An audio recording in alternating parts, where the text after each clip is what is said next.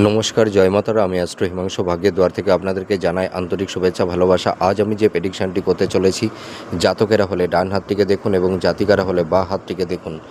যদি কোনো জাতক জাতিকাদের, এটা হচ্ছে নিম্নস্থ মঙ্গল, এটা হচ্ছে উচ্চস্থ মঙ্গল, উচ্চস্থ মঙ্গলের ক্ষেত্রে যদি এই ধরনের স্টার সাইন বা এই ধরনের লম্বা ধরনের যদি রেখা থাকে, বা নিম্নস্থ মঙ্গলের ক্ষেত্রে এই ধরনের যদি স্টার সাইন থাকে, হ্যাঁ, তাছাড়া আপনারা দেখবেন এটা হচ্ছে কেতুর ক্ষেত্র। কেতুর স্থানে যদি এই ধরনের চতুর্ভুজ চিহ্ন থাকে বা ত্রিভুজ চিহ্ন থাকে, ঠিক আছে, হয়তো নিচের এই অংশটাও থাকতে পারে, আবার এই মিডিলের এই অংশটাও থাকতে পারে, কারণ এইটাও কেতুর স্থান আর এই নিচের এই অংশটাও কেতুর স্থান। তার মানে এই যে চন্দ্র আর শুক্রের এই মিডিলের এই পোর্শনটাও কেতুর স্থান, ঠিক আছে।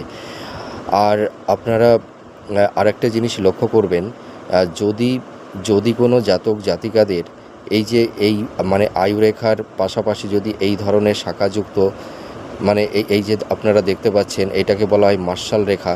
এই যদি মার্শাল রেখা যদি থেকে থাকে, তাহলে এই সব জাতক জাতিকারা ভীষণ সৌভাগ্যবান, সৌভাগ্যবতী হয়ে থাকে। এরা এদের কর্মের মাধ্যমে জীবনে প্রচুর উন্নতি করতে পারে। তাছাড়া এরা পৈতৃক সম্পত্তি বা স্থাবর ভূ সম্পত্তি থেকেও এরা অনেক প্রপার্টি মানে বা অর্থ পেয়ে থাকে। তাছাড়া উত্তরাধিকার সূত্র থেকেও এরা কিছু মানে অর্থ প্রাপ্তি লাভ করে থাকে।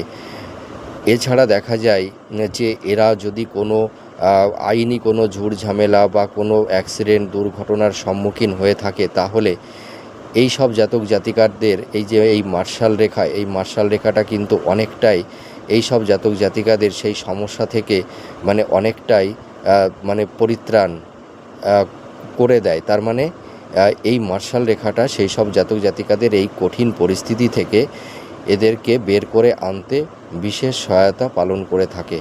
আপনারা মিলে দেখুন এই প্রেডিকশানটি কতটা ম্যাচ করছে। নমস্কার, জয় মাতারা।